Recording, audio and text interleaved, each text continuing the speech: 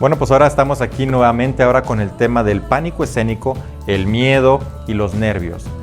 ¿Quién pudiera decir que jamás ha sentido nervios de hablar en público o incluso temor de hacerlo? Yo creo que nos ha pasado a todos y de alguna manera es bueno que nos pase.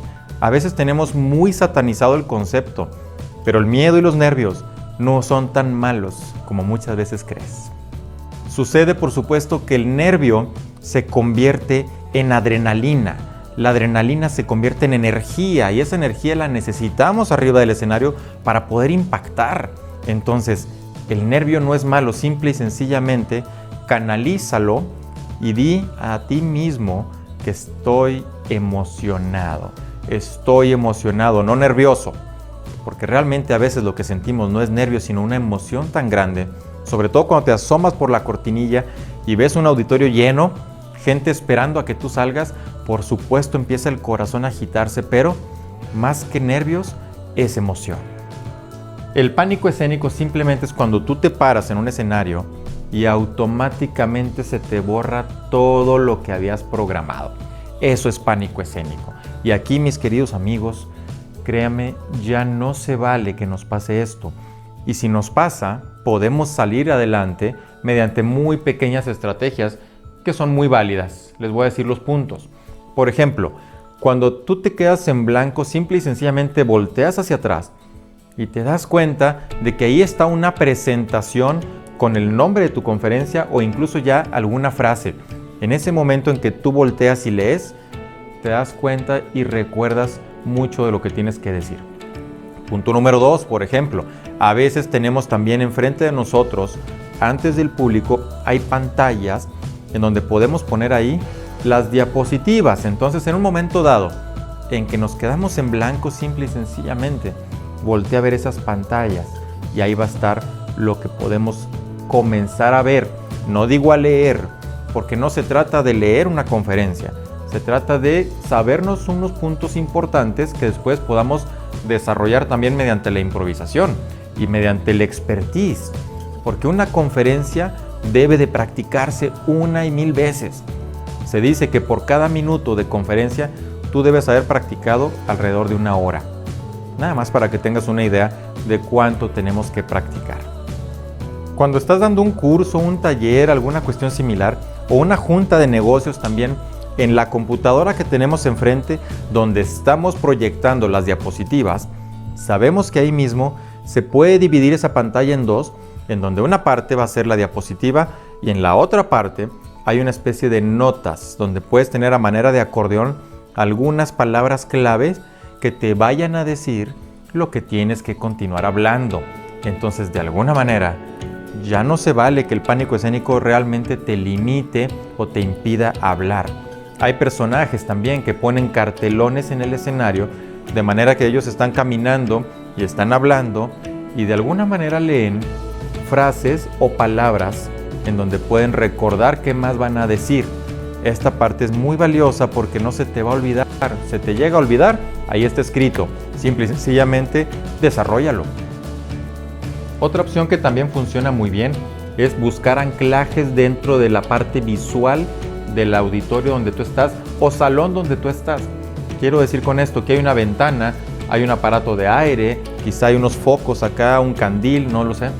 Entonces, previamente, cuando tú llegaste al lugar del evento, antes de la conferencia, ve haciendo un anclaje, volteas a ver esa puerta o esa ventana y eso lo vas a relacionar con algo de tu conferencia. Después volteas a ver lo que sigue, puede ser un candil. Cuando tú lo veas, te vas a acordar de esta otra parte de tu conferencia. Se le llama anclajes. De manera que cada situación visual que esté por ahí, tú la vas a relacionar con algo, con un tema de tu conferencia. De esa manera tú la estás desarrollando, sigues hablando de manera normal y cuando se te estén acabando las ideas, volteas a ver cualquiera de esos puntos de anclaje y te vas a acordar de más cosas que tienes que decir. Entonces, el tema del pánico escénico nos puede dar, por supuesto, pero no nos tiene que afectar. Hay maneras de recordar lo que vamos a decir y no tiene por qué ser tan dramático.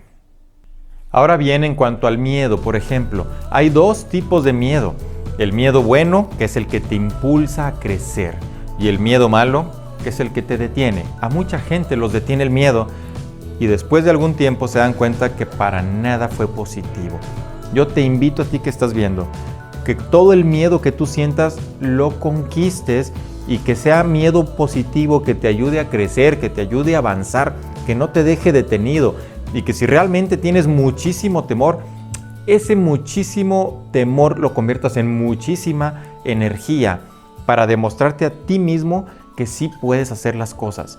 Por supuesto que causa una sensación muy complicada el hecho de ver un auditorio lleno, por supuesto que sí, o estar atrás esperando tu turno de pasar a hablar, causa nervio, causa temor, pero nunca debemos permitir que nos frene. Recuerda, el miedo bueno y el miedo malo. Yo te invito a que realmente analices qué tipo de miedo tienes. Si le tienes miedo al escenario, pregúntate, ¿por qué tengo miedo al escenario? Si ya tuviste alguna mala experiencia en la que te fue mal o simplemente no te fue como tú querías, aún así tienes que seguir adelante. Recuerda esta frase, la peor conferencia que tú des va a ser mejor que la que nunca diste. Esto quiere decir que de todo se aprende. No importa si fue una equivocación mayor, de ahí aprendiste algo. Quizá aprendiste lo que no debes hacer o quizá aprendiste a tener mayor cuidado la próxima vez. Además, para un conferencista es vital conservar siempre la calma, estar tranquilo y por supuesto enfocado en lo que va a hacer. Pero obvio, que no nos falte esa energía. Entonces jamás quieras quitarte los nervios. Simple y sencillamente, seduce al nervio, conquista ese miedo y adelante. Date cuenta que tú puedes salir, que tú puedes lograr todo lo que tú quieres. Requiere esfuerzo, por supuesto, pero nada te puede detener si tú realmente lo deseas. La pregunta muchas veces también es cómo hacerle para irme quitando ese miedo o disminuyéndolo. Yo te voy a decir algo muy sencillito, pero muy sencillo. Se trata de que todos los días practiques con alguien. Todos los días que estés en un lugar público, sácale plática a las personas. Escoge una persona y a esa persona ve y sácale plática. Si te subes a algún taxi o algún Uber o ese tipo de transporte, trata de hablar lo más que puedas con el chofer y ponte como una meta saber dónde vive, cuántas personas viven en su casa, todo lo que puedas de datos personales. Si te lo pones como estrategia, como una meta, vas a ver cómo se te va a ir quitando el miedo y además vas a ir generando habilidades de comunicación. Aquel que genera buenas habilidades de comunicación, créeme, está del otro lado. Lo demás va a ser muchísimo más sencillo y además aprendes a conectar con el público, aprendes a conectar con la audiencia de manera tal que todo va a ser muchísimo más sencillo. Te lo recomiendo. Y por supuesto, te deseo que tengas muchísimos miedos, pero miedos positivos, para que con ellos crezcas más.